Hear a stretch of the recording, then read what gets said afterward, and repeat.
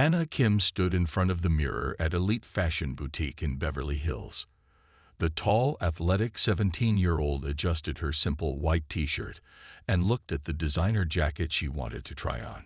It was expensive, but she had saved her allowance for 3 months to buy something special for her upcoming basketball championship. The store manager, Jae-ho Park, watched her from behind a rack of clothes. He had been following her movements since she walked in 10 minutes ago. Her casual dress and sneakers made him nervous. In his mind, she didn't look like someone who could afford to shop here. "Can I help you?" Jae-ho asked sharply, stepping out from his hiding spot. His perfectly pressed suit and stern expression made Hannah feel small. "Yes, please," Hannah said with a polite smile. "I'd like to try this jacket in size medium." She pointed to the black designer jacket with gold trim. Jae-ho's eyes narrowed. "That jacket is $3,000. He said the price slowly and loudly, as if Hannah might not understand. "I know," Hannah replied calmly. "I've been saving up for it." She reached for her wallet, but Jae-ho stepped between her and the jacket. Other customers in the store began to notice the tension. An older woman shopping nearby frowned at Jae-ho's behavior. A young couple whispered to each other, phones already in their hands. "I think you should try a different store," Jae-ho said. "Perhaps something more suitable for your budget." His voice tricked with judgment. Hannah stood straighter, her years of basketball training showing in her confident posture. "Sir, I have the money to buy this jacket. I'm a customer like anyone else." "A customer?" Jae-ho laughed. "I've dealt with people like you before, coming in here, pretending to shop, and then things go missing." He moved closer, trying to intimidate her. Hannah's eyes widened. "That's not true. I'm here to buy a jacket. Nothing else." A small crowd had gathered now. Do-young Choi, a famous social media influencer, happened to be shopping nearby. She quietly started recording with her phone. "Security," Jae-ho called out. When no one came, he took matters into his own hands. He grabbed Hannah's arm and started pushing her toward the door. "We have the right to refuse service to anyone." Hannah didn't resist. She stayed calm, just like her father had taught her. "You're hurting me," she said clearly, making sure others could hear. "Please let go of my arm." Jae-ho ignored her request. With a final push, he forced her toward the entrance. Hannah stumbled but kept her balance. Her phone fell from her pocket, clattering on the marble floor. As she bent to pick it up, her wallpaper was visible to everyone nearby. A recent photo of her and her father at a Lakers game. In it, she was smiling next to the towering figure of Shaquille O'Neal, both wearing matching Lakers jerseys with O'Neal printed on the back. Jae-ho didn't notice the photo. He was too busy announcing to the shocked customers, "This is how we deal with potential shoplifters in Beverly Hills." Hannah picked up her phone with dignified calmness. She looked Jae-ho in the eye and said quietly, "My father will hear about this." Then she walked out of the store, head held high. Behind her, phones continued recording. Do-young Choi was already typing a message that would soon go viral. And in Jae-ho's pocket, his own phone began to buzz with an urgent call from his regional manager. The storm was about to break, and Jae-ho had no idea what was coming. Hannah sat in her car in the boutique's parking lot, her hand steady as she dialed her father's number. She had learned composure from him, watching how he handled difficult situations throughout his career. The phone rang twice before Shaquille O'Neal's deep voice answered. "Baby girl, what's up?" His warm tone made her eyes water. "Dad, something happened at Elite Fashion Boutique," she said, keeping her voice clear. She explained everything, just as it occurred, without adding emotion or blame. Another lesson from her father. Stick to the facts. The silence on the other end of the line was heavy. When Shaq spoke again, his voice was controlled but firm. "Stay where you are. I'm coming." Inside the store, Jae-ho Park was dealing with his own storm. His phone wouldn't stop buzzing with notifications. The video that Do-young Choi posted was spreading fast. The security cameras had caught everything, and the footage was already being shared across social media platforms. "Mr. Park, you need to see this," said Mei Jin, a young sales associate, holding up her phone. The post already had thousands of shares. Comments were pouring in, many from people who recognized Hannah as Shaquille O'Neal's daughter. Jaiho's face turned pale as he read the comments. "This must be a mistake," he muttered, but the evidence was clear. The security footage showed everything: his following Hannah around the store, the confrontation, and the physical contact that could easily be classified as assault. His phone rang again. This time, it was Sun Li, the regional director. "Jaiho, what have you done?" Her voice was sharp with worry. "The corporate office is getting flooded with calls. Shaquille O'Neal's legal team just contacted us." "I didn't know," Jaiho started to say, but Sun Mei cut him off. "That's the problem. You weren't supposed to treat anyone that way, regardless of who they are or who their father is." She paused, taking a deep breath. "Stay where you are. Don't talk to anyone. Don't post anything online. I'm coming to the store." Outside, more people were gathering. News vans had started to appear. Du Young Choi's post had caught the attention of major news networks. The story was perfect: a celebrity's daughter, racial profiling, and a clear video showing everything. Hannah's phone buzzed with supportive messages from friends and family. Her basketball teammates were ready to protest outside the store. But she remembered her father's words from years ago: "Real power isn't in making noise, it's in making change." In his office, Jaiho watched the crowd grow through his window. His computer screen showed dozens of emails from corporate headquarters.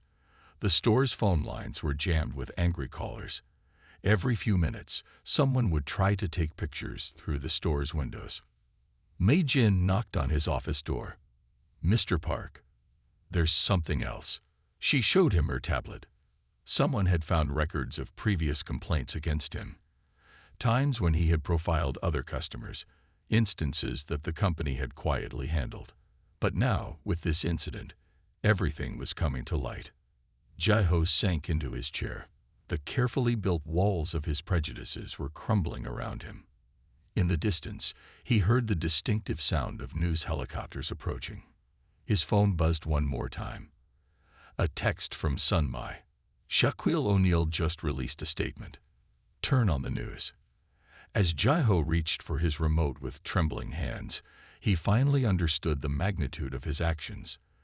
The storm wasn't just gathering, it had arrived, and he was standing right in its path. Sun Li's office at Elite Fashion's regional headquarters had never been so busy.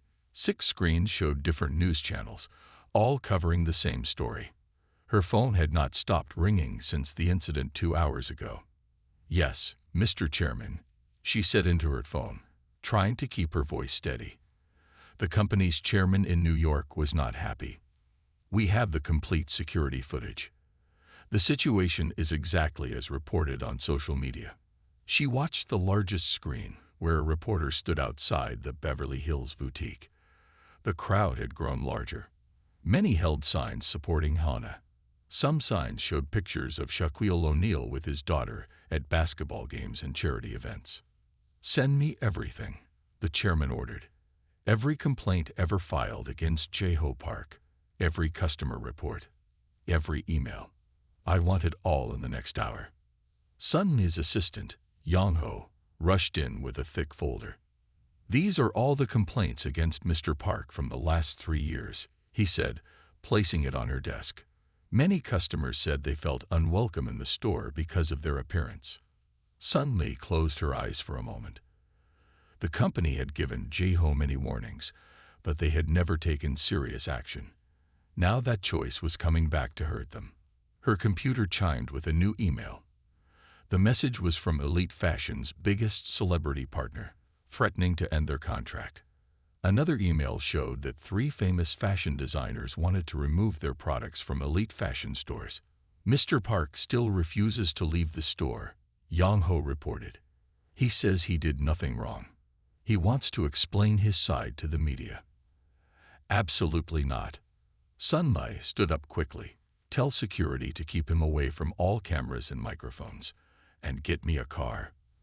I need to get to that store now. The drive to Beverly Hills took 30 minutes. Sun Mai spent every minute on the phone with the company's emergency response team. They needed to act fast to save the company's reputation. When she arrived at the store, the scene was even worse than she expected. News vans lined both sides of the street. Reporters were interviewing people in the crowd. Social media influencers were live streaming everything. Inside, she found Ji-ho in his office, still insisting he had done the right thing. She didn't look like she could afford our products, he said, not meeting Sun Mi's eyes. I was protecting the store. Protecting the store? Sun Mi's voice was sharp. You physically pushed a teenager. You accused her of being a thief. You ignored our company's policies about treating all customers with respect. And now, she turned her laptop to show him the latest news. The screen showed Shaquille O'Neal's statement. Today, my daughter experienced something that no person should ever face. She was judged not by her character, but by assumptions about her appearance. We will address this incident not with anger, but with a determination to create positive change. Ji-ho's face finally showed fear. The chairman was on his way from New York. Lawyers were reviewing everything. The company's stock price was dropping. And in 1 hour, Shaquille O'Neal himself would arrive at the store. Sun Mi looked at the growing chaos outside the windows. She had to fix this somehow. But first, she needed to deal with Ji-ho Park and his refusal to acknowledge his mistakes. The next few hours would determine not just his future, but the future of elite fashion itself. Do-young Choi sat in her home office, watching her social media post transform into a national story. Her video of the incident had reached 10 million views in just 3 hours. As a social media influencer, she had seen many posts go viral, but this was different. This was about justice. She opened her laptop and started a live stream. I was there when it happened, she told her viewers. I saw everything. The manager didn't just discriminate against Hana Kim. He put his hands on her. He pushed her. Here's the security footage that proves it. The security video played on screens across the country. It showed every moment clearly. Ji-ho following Hana, his hostile behavior, and the physical confrontation. News stations picked up the footage, playing it alongside photos of Hana with her father at basketball games and charity events. A reporter appeared on screen, standing outside Hana's high school. Hana Kim is not just Shaquille O'Neal's daughter, the reporter said. She is as straight a student and captain of her basketball team. Her teachers describe her as humble and hardworking.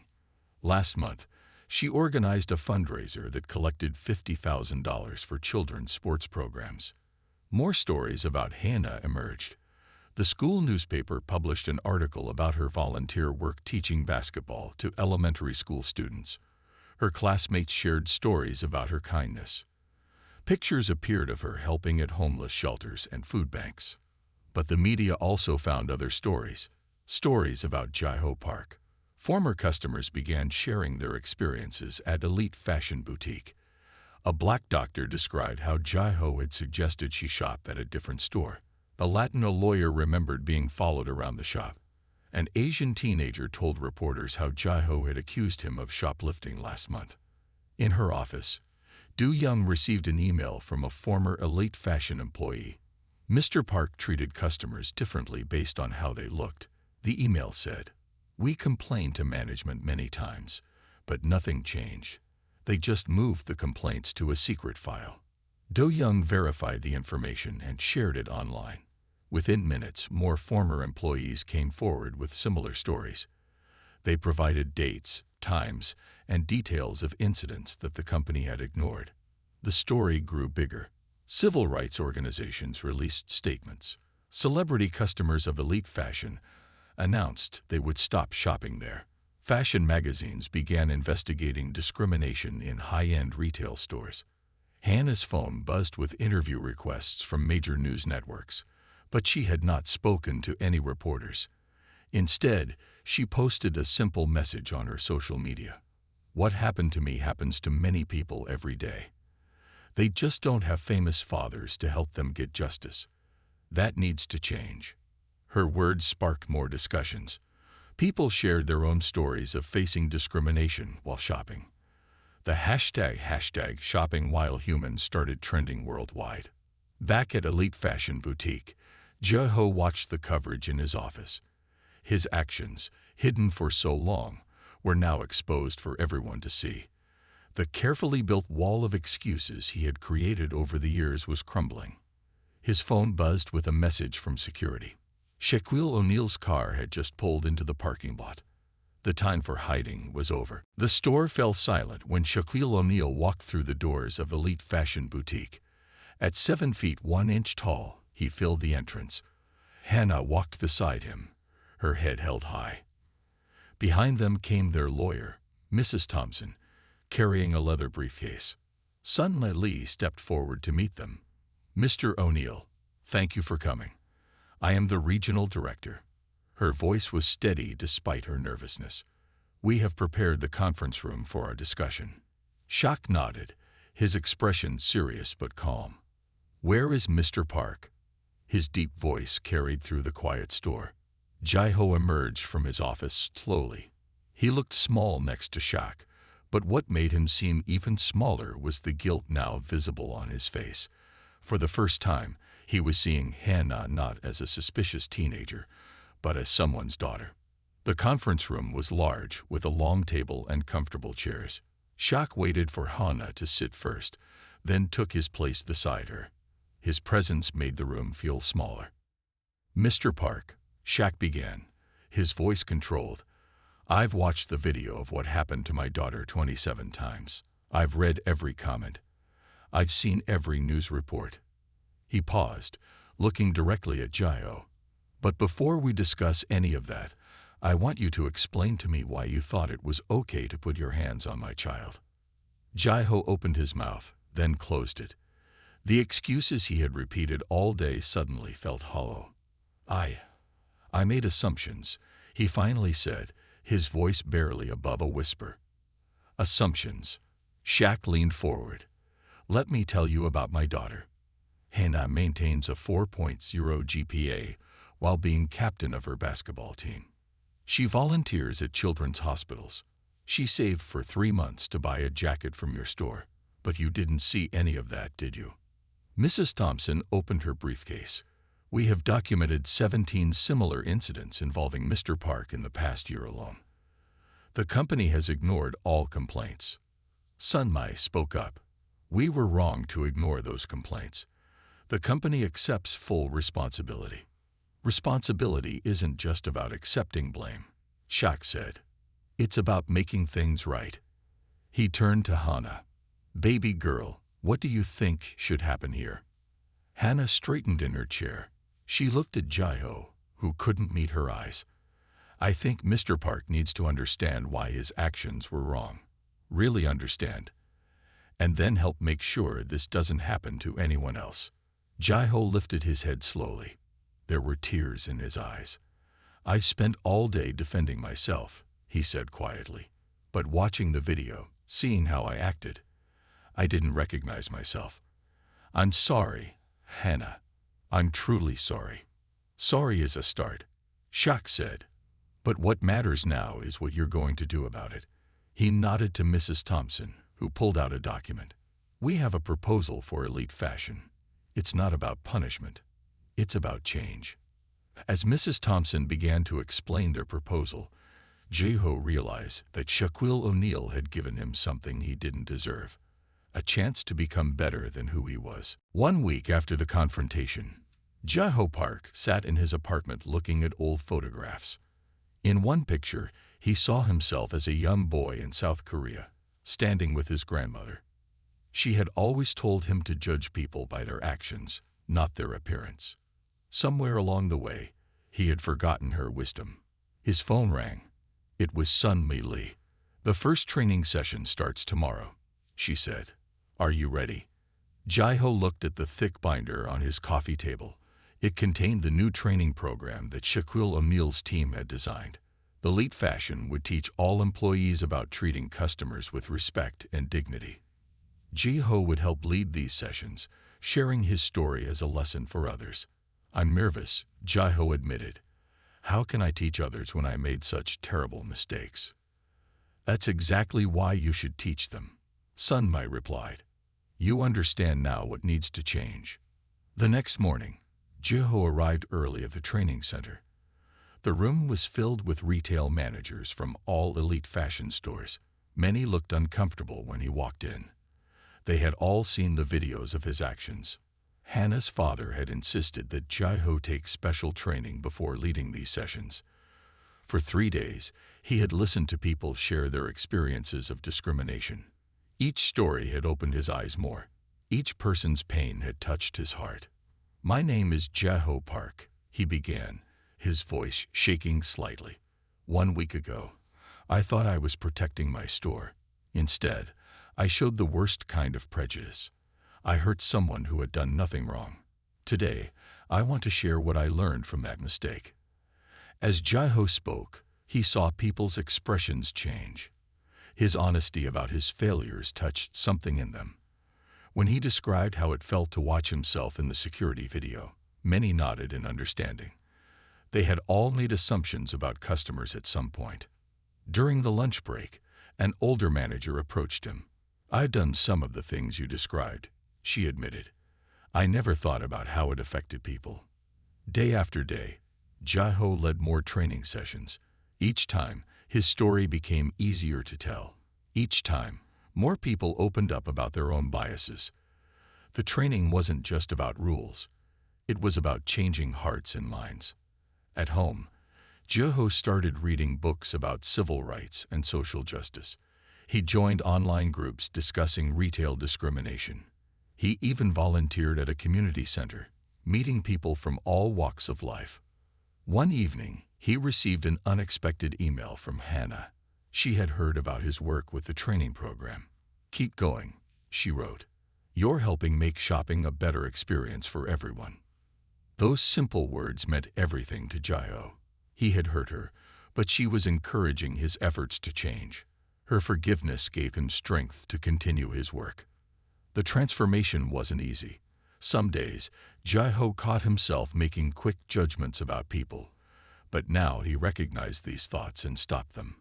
He remembered Hannah's face, her dignity, and her father's choice to help him become better instead of punishing him. Ji-ho Park was becoming a different person, not because he had to, but because he wanted to. 3 months after the incident, Elite Fashion Boutique looked very different. New signs welcomed everyone who entered. The staff was more diverse. Customers from all backgrounds browsed the elegant displays without feeling watched or judged. In the main office, Sunmi Lee reviewed the latest reports with the company chairman. "Our new training program has reached all 50 stores," she explained. "Customer complaints are down by 80%, and our sales have actually increased." The chairman nodded with approval. "And how is Ji-ho Park doing with the program?" "See for yourself," Sunmi said, turning on the video conference screen. Ji-ho appeared, speaking to a room full of retail workers from different stores. He was teaching them about treating all customers with respect. "When we judge people by how they look," Ji-ho was saying, "we don't just hurt them. We hurt ourselves. We miss chances to learn from others. We lose good customers. Most importantly, we forget that everyone deserves respect." In another part of the city, Hannah sat in her school's gymnasium. She was being interviewed by a major business magazine about the changes at Elite Fashion. Her father sat nearby, watching proudly. "We could have filed a lawsuit," Hannah had explained to the reporter. "We could have demanded that Mr. Park lose his job, but that wouldn't have fixed the real problem. We wanted to create lasting change." The reporter looked impressed. "The training program you helped design is now being adopted by other retail chains. How does that make you feel?" Hannah smiled. "It shows that good things can come from bad experiences if we choose to make them happen." Later that afternoon, Ji-ho visited a youth center where Hannah volunteered. He had been invited to speak to teenagers about his journey. Many of these young people had faced discrimination while shopping. I used to think I was protecting the store, Jai-ho told them. But I was really just protecting my own prejudices. Thanks to Hana and her father, I learned to see people differently. The teenagers asked him many questions. Some were angry about their own experiences. Others wanted to know how to make things better. Ji-ho answered honestly, sharing both his mistakes and what he had learned. After the session, Hana approached him. "You're doing good work," she said. "The students really listened to you." Jai-ho felt grateful for her kindness. "Your father could have ended my career that day," he said quietly. "Instead, you both helped me become a better person." Back at Elite Fashion, Sunmai was implementing more changes. The company now offered scholarships to students from underserved communities. They had started a mentorship program for young people interested in fashion retail. Every store had clear policies about treating all customers equally. The incident that could have destroyed the company had instead made it stronger. Other businesses were following their example. Change was happening, one store at a time. That evening, Jai-ho looked at the framed message hanging in his office. It was from Shaquille O'Neal, written the day of their meeting. "True strength isn't in knowing you're right. It's in admitting when you're wrong and working to do better." 1 year had passed since the incident at Elite Fashion Boutique. The store looked different now, but the biggest changes were not visible to the eye. They were in the hearts and minds of the people who worked there. Jai-ho Park stood at a podium in a large conference center. 500 retail managers from across the country sat in the audience. Behind him, a screen showed the title of his presentation, "Creating the Welcoming Space for All." 1 year ago, I was the problem, Jai-ho began. Today, I am part of the solution. My journey from prejudice to understanding taught me that change is possible when we open our hearts and minds. In the front row, Hannah sat with her father. Now 18, she had just finished her first year of college on a basketball scholarship. She still found time to help with the training program she and her father had created with Elite Fashion. The program has reached more than 10,000 retail workers, Jai-ho continued. But numbers don't tell the whole story. The real success is in the small moments, when a teenager feels welcome in a store, when a family shops without being followed, when a customer is judged only by their character. After his speech, many people wanted to talk to Jai-ho. Some shared their own stories of discrimination. Others asked how to bring the training program to their stores. Ji-ho listened to each person with respect and attention. Shaquille O'Neal approached Ji-ho with a warm smile. "You've come a long way," he said, extending his hand. "How does it feel?" "Like I'm finally the person my grandmother wanted me to be," Jai-ho replied, shaking Shaq's hand. "Thank you for giving me that chance." Later that day, Hannah visited the Elite Fashion Boutique. The store had become a model for inclusive retail practices. New employees from all backgrounds learned customer service here. The walls displayed artwork from local artists of different cultures. Mei Jin, the sales associate who had witnessed the incident a year ago, was now the store manager. "Everything changed after that day," she told Hannah. "But the most important change was in how we see each other." That evening, Jai-ho received a special delivery at his office. It was a frame containing 2 photographs. The first showed him following Hannah around the store 1 year ago, his face full of suspicion. The second showed him teaching a training session, his expression open and kind. A note from Hannah was attached. "Sometimes our worst moments can lead to our best changes. Thank you for having the courage to become better." The story of Elite Fashion Boutique was now taught in business schools. Companies sent their managers to learn from their training program. But the real lesson wasn't about business, it was about humanity. As Jai-ho hung the framed photos on his wall, he thought about his journey. 1 year ago, he had judged a young woman without knowing her. Today, he helped others learn from his mistake. The incident that could have ended his career had instead given his life new purpose.